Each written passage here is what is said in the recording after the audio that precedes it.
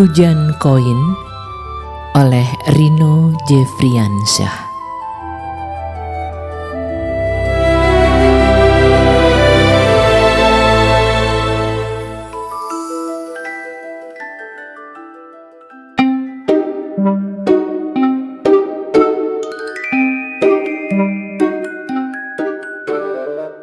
Penyihir Cornelius begitu fokus dengan pekerjaannya sekarang.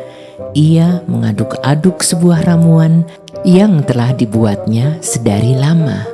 Haha, baiklah. Sekarang tinggal masukkan bahan terakhir ini saja. Puluhan ribu kulit kelinci yang dikumpulkan para tentara negara Konstantinopel, gumamnya dalam hati sambil memasukkan bahan-bahan tersebut. Sesaat lagi aku akan menjadi penyihir terhebat sepanjang masa. Aku akan gunakan ramuan ini untuk mengubah diriku menjadi manusia paling sakti, kuat, dan utamanya paling tampan di dunia. Penyihir Cornelius optimis sekali dengan apa yang sudah diperkirakannya. Namun, ketika puluhan ribu kulit kelinci berhasil bersatu dengan ramuannya, terjadi ledakan hebat yang mengagetkan satu kota Mortalandia. Untungnya, semua penduduk kota sedang berada di kota Belik. Aduh, sakit sekali ini. Aduh, sampai terlempar aku ke pelabuhan ini. Tapi tak apa, dengan sekali sihir aku bisa kembali ke rumah. Penyihir Cornelius kembali ke rumahnya dalam sekejap. Dia kaget bahwa ledakan itu berhasil menghancurkan rumahnya. Dia tidak peduli, yang penting ramuannya tidak masalah. Untunglah ini ramuan tak apa. Sekarang aku minum saja ini dan tidak usah menunggu lama lagi. Ia meminum semua ramuannya dari kualinya. Sebuah perasaan luar biasa melanda dirinya. Asap biru keputihan keluar mulus dari hidung, telinga, dan mulutnya. Kemudian asap itu menyelimuti dirinya dan ledakan kedua terjadi lagi. Namun bedanya, ledakan itu sangat kecil dan hanya terdengar di sekitar tempatnya. Nah, berhasil sudah apa yang sudah aku lakukan selama bertahun-tahun ini. Aku akan menikmati hasil ini dengan puas. Pasti sekarang diriku sudah menjadi tampan. Aduh, gadis-gadis kota tidak lagi menertawaiku karena penuaan dini dengan wajahku ini. Dengan sekali sentuhan sihirnya, rumahnya kembali berdiri utuh. Perabotan dan pondasi yang hancur berkeping-keping kini menyatu kembali dan tidak ada bekas kerusakan. Penyihir Cornelius pergi ke kamarnya untuk bercermin. Namun tiba-tiba ia menjerit bukan main. Kenapa ini? Mustahil. Aku penyihir masa kini, Cornelius. Gagal dengan ramuanku sendiri? Tidak. Teriakannya membunuh malam. Bulan dan bintang-bintang yang sedang bekerja menyinari malam protes dengan suaranya yang bising. Tiba-tiba sebuah suara besar jantan dan gagah terdengar dari dalam dirinya. Cornelius, Cornelius, sepandai-pandainya kamu berencana dan mempersiapkan segalanya, tapi jika Tuhan belum mengizinkan, maka nikmatilah kegagalanmu sekarang, kata suara di dalam dirinya itu. Padahal aku sudah melakukan segala riset dan waktuku untuk ini tidak sebentar. Kenapa? Tanya penyihir Cornelius dengan kemarahan stadium 5. Ah Cornelius, kamu tidak paham rupanya terhadap apa yang aku katakan tadi. Manusia boleh berencana Cornelius, tapi Tuhan yang menentukan. Aku tahu kau seorang penyihir. Sayangnya kau sampai lupa dengan ibadahmu. Sekarang Tuhan murka kepadamu. Cornelius, dia murka. Tolong, saya janji apabila saya dapat kembali seperti semula, saya akan beribadah. Saya janji dari dalam lubuk hati saya. Cornelius, Tuhan sudah bosan dengan pernyataanmu. Dulu ketika kamu dinobatkan menjadi penyihir hebat, kamu sempat berjanji untuk beribadah lebih giat lagi. Karena Tuhan sudah memberikan apa yang kamu inginkan. Tapi tampaknya kamu begitu sibuk dengan duniamu sehingga kau melupakan janjimu. Tolong, saya ingin kembali seperti dulu. Apapun akan saya lakukan agar saya kembali seperti dulu. Jika kemampuan sihir saya hilang, saya rela, dan yang penting saya dapat kembali seperti dulu. Mustahil kali ini Cornelius. Percuma saja kau memohon sekarang. Tuhan sudah murka kepadamu. Suara itu pergi meninggalkan penyihir Cornelius. Ia menangis sejadi-jadinya seperti bayi yang baru lahir. Baiklah, aku sadar. Mungkin Tuhan boleh murka, tapi tobatku akan aku letakkan dalam diriku. Terserah Tuhan inginnya apa. Dengan penampilan ini aku akan mulai dari nol lagi. Aku akan menjadi tentara dan mulai mengawalinya sebagai pemula. Sebagai manusia biasa, aku akan lakukan untuk menebus kesalahanku ini. Untuk saat ini, Cornelius sementara tidak ada. Penyihir Cornelius yang ada di sini hanya bayanganku saja. Mulai hari ini, sebut namaku Christian.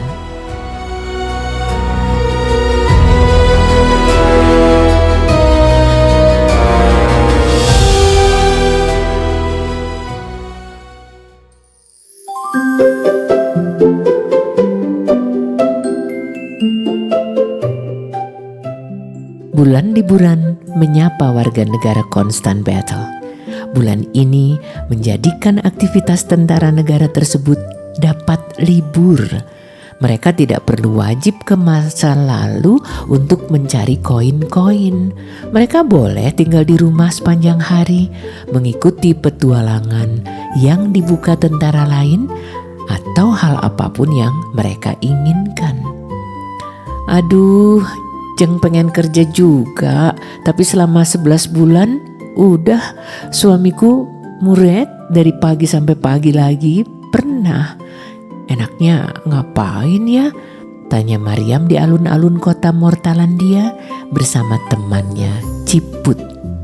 Iya Jeng, betul sih, suamiku Kusairi pernah kerja gak pulang-pulang. Aku udah kayak istri Bang Toyib aja ini. Karena aku ditinggal 3 tahun. Untungnya presiden kita ini menerapkan bulan liburan ini. Jadi syukur dia pulang. Tidur itu seharian sampai-sampai bikin pulau di bantalnya. Coba, kata Ciput. Iya Jeng, ya meski suamiku gak kayak gitu karena dia pengusaha, tapi tetap aja aku kesepian. Kerja sendiri kadang gimana beratnya. Tapi ya sebagai tentara kita harus melakukan kewajiban.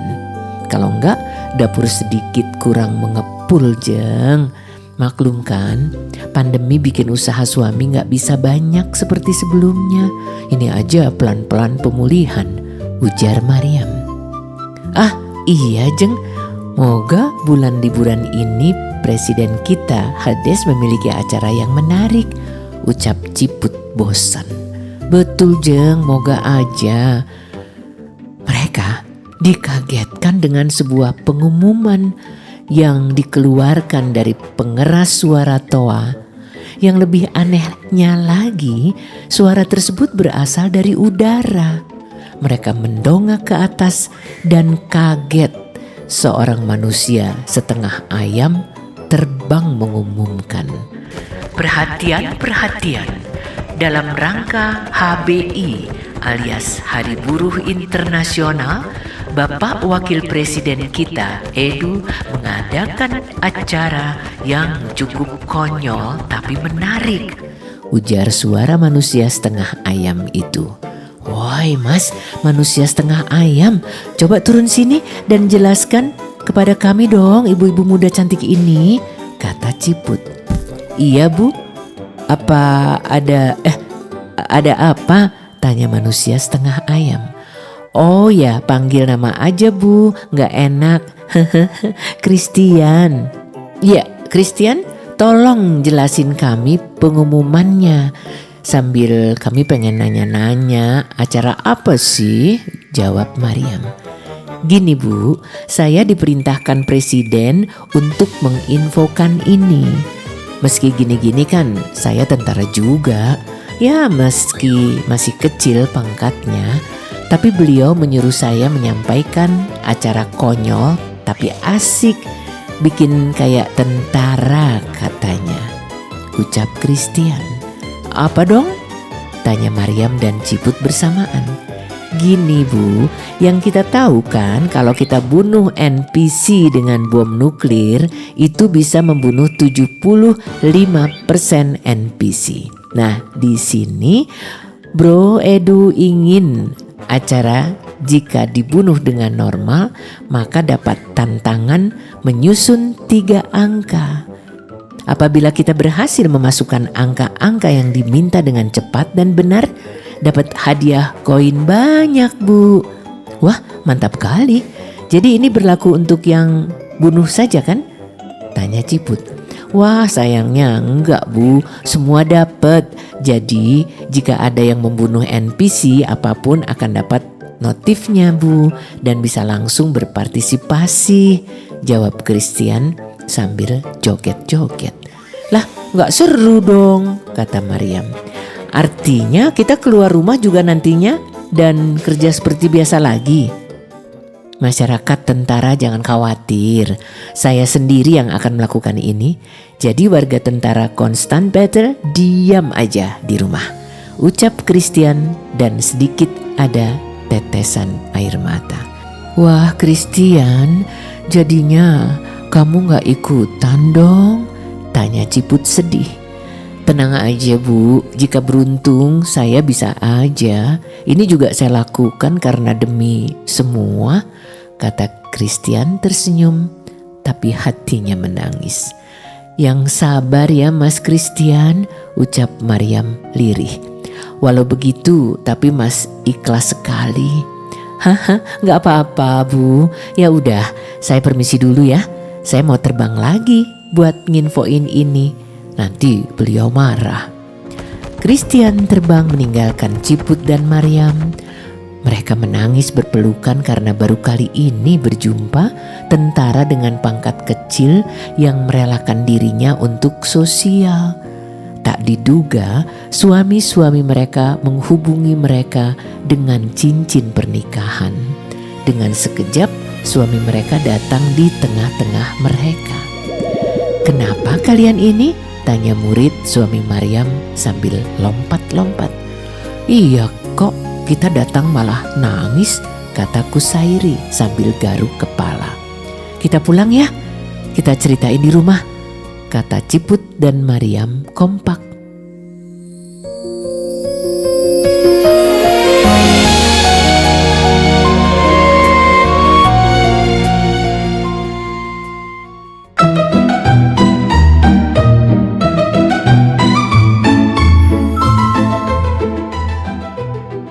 Christian terus terbang menginfokan apa yang telah diamanahkan. Ia terbang tidak hanya di kota Mortalandia, tapi termasuk kota Belik, kota terlarang, desa Santa Bertalina, dan pulau laut.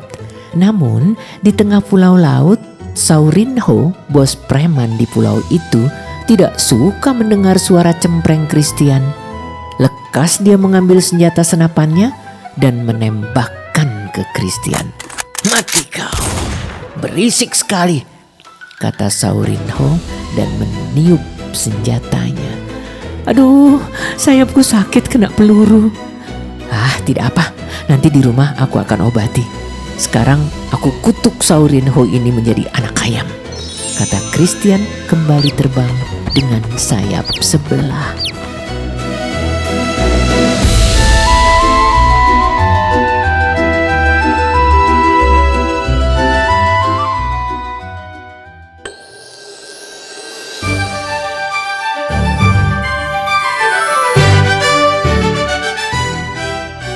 Keesokan harinya, dengan sayap yang diperban, Christian membuka acara HBI.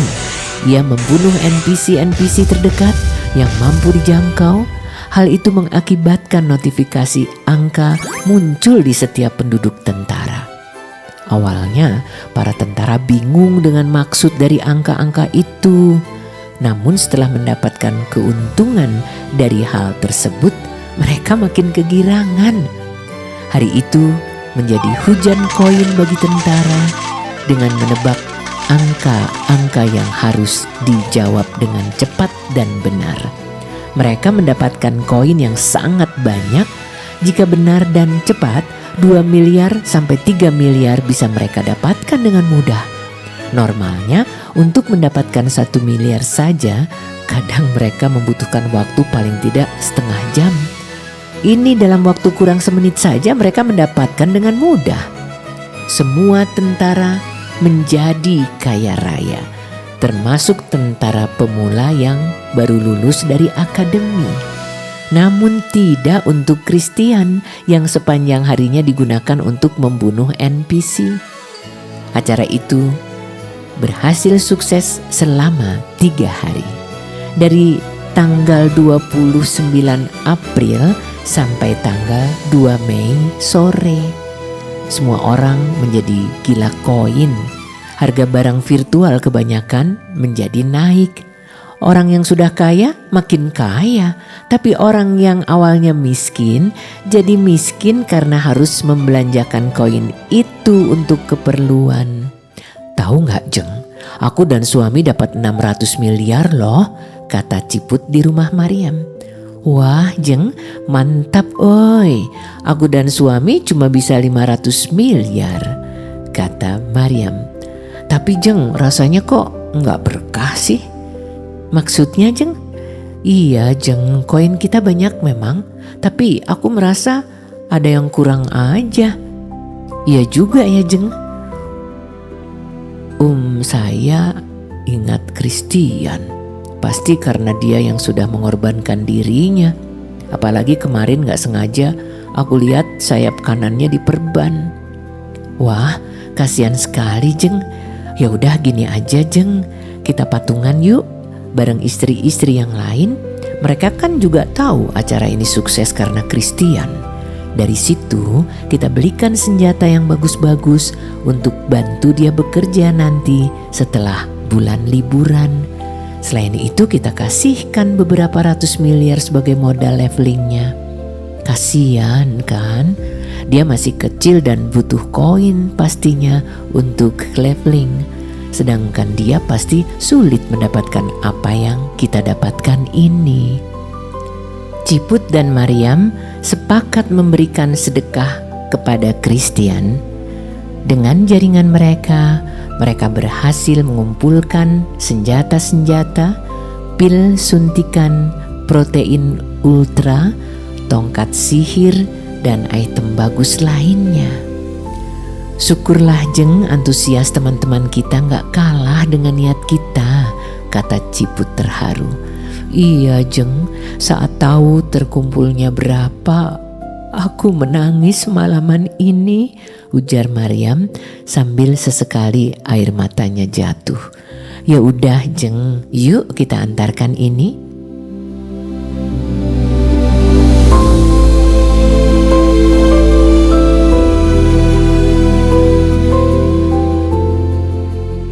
Ciput dan Maryam pergi ke rumah Christian.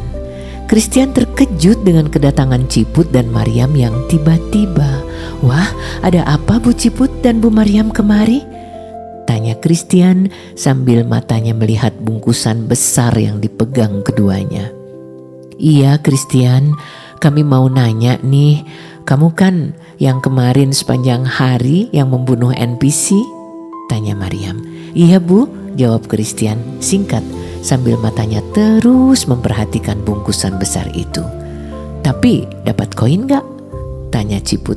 "Dapat kok Bu, ya meski gak banyak, hanya beberapa puluh miliar, gak kayak masyarakat yang bisa ratusan miliar. Tapi adalah sedikit," jawab Christian, tapi tidak melihat bungkusan itu lagi melainkan lawan bicaranya. "Wah, syukurlah. Terus dari presiden apa kasih hadiah?" tanya Ciput lagi. Sayangnya sih enggak Bu, tapi enggak apa, koin segini aja udah cukup buat saya, buat rencana menikah sih," jawab Christian sedikit malu. Ciput dan Maryam saling pandang. Mereka tersentuh dan perlahan air mata mereka mulai jatuh. "Begini Christian," kata Maryam sambil gemetar menahan air matanya. "Kami, beberapa dari komunitas istri tentara, sepakat ingin mendonasikan rejeki kami. Ini ada tongkat sihir, MK44, MG42, basoka, dan item bagus lainnya. Ini juga ada koin ya. Mungkin gak seberapa, tapi bisa buat membantu kamu." "Wah, ibu-ibu gak perlu repot-repot. Kedatangan ibu-ibu ini aja sudah membuat saya senang. Simpan saja ini buat kepentingan ibu-ibu, atau sedekahkan ke yang lebih membutuhkan lagi aja. Maaf, bukannya saya gak mau nerima dan bikin ibu-ibu tersinggung," kata Christian halus. Ciput dan Maryam serentak memeluk Christian. Tubuh Christian tampak basah dihujani air mata Ciput dan Maryam. "Gak apa Christian, gak apa. Kami sangat ikhlas. Kami tidak kasihan, tapi ini sebagai tanda persaudaraan kami. Kami mohon terima ya," ucap Ciput sambil menahan tangisnya. "Tapi Bu," kata Christian singkat, "tolong Christian, kami kemarin sepanjang hari boleh berpesta atas usahamu. Kali ini izinkan kami berpesta bersamamu," ucap Maryam. "Iya deh Bu, saya terima," kata Christian mulai polos. Air mata Christian juga ikutan jatuh. Air matanya melebihi air mata Ciput dan Maryam. Tanpa sadar, hal itu mengakibatkan genangan air di rumah Christian. Dengan sekejap dan tanpa disadari mereka, Christian menggunakan sihirnya untuk menghilangkan genangan air tersebut. "Cornelius, Cornelius, Cornelius," kata suara misterius itu lagi. Mereka semua sangat terkejut. "Ah, rupanya kali ini kamu berhasil meyakinkan Tuhan untuk berubah. Sebagai hadiahnya, Tuhan memberikan kamu hadiah." Suara misterius itu teriak, lalu terdengar ledakan dalam tubuh Christian. Ciput dan Maryam sempat terlempar jauh, tapi karena mereka seorang tentara, tidak terjadi kesakitan yang luar biasa. Lalu tak sengaja mereka terkejut dengan seseorang di hadapannya sekarang. Manusia setengah ayam lenyap begitu saja, dan sekarang berdiri seorang pemuda gagah dan tampan juga kuat. Jika mereka tidak lupa kalau sudah menikah, bisa saja terpikat dengan wujud Christian itu. Wajahnya tirus dengan sepasang bola mata biru berkilau. Kedua alis dan bulu matanya tebal, memberikan keelokan yang mampu menghipnotis kaum hawa. Hidungnya mancung dengan garisan senyum manis bibir di bawahnya berwarna alami. Rambutnya sedikit panjang, hampir sebahu dengan warna pirang sempurna. Tubuhnya tegak bagai tentara yang siap tempur. Dengan dukungan bulu dada yang hanya ditutupi rompi militer tak dikancing. Perutnya six-pack. Bersamaan dengan itu kedua tangannya kekar sekali. Kakinya dilapisi celana panjang hitam yang menyeimbangi warna kulit tubuhnya yang kuning langsat sehingga tampak bercahaya. Telapak kakinya yang kuat bersarungkan dengan sepasang sepatu bot PPE 310 yang mewah dan berat, melindunginya dari ranjau. Untuk menyempurnakan kekuatan tubuhnya, tercium aroma yang mampu membuat wanita-wanita di sekitarnya menjadi mabuk kepayang. Tidak lupa sebuah tongkat sihir di pinggang kiri menyatakan dia sebagai penyihir. Namun sebuah senapan laras panjang tetap menemani kesan tentaranya di pinggang kanannya. "Penyihir Cornelius," kata Ciput dan Maryam berbarengan. "Iya ibu-ibu, Kristian itu saya. Saya tidak ada maksud untuk menyamar menjadi manusia setengah ayam. Tapi saya dihukum Tuhan hingga seperti tadi. Namun syukurnya tobat saya diterima Tuhan," kata penyihir Cornelius sangat lembut. Kelembutannya seperti tetesan air yang masuk ke dalam tenggorokan sebagai pelepas dahaga. "Mau Cornelius?" kata Ciput. "Atau Kristian?" kata Maryam. "Iya," jawab penyihir Cornelius penuh senyum. Kamu tampan sekali," kata mereka serentak lagi. Cerita Hujan Koin karya Rino Jefriansah selesai.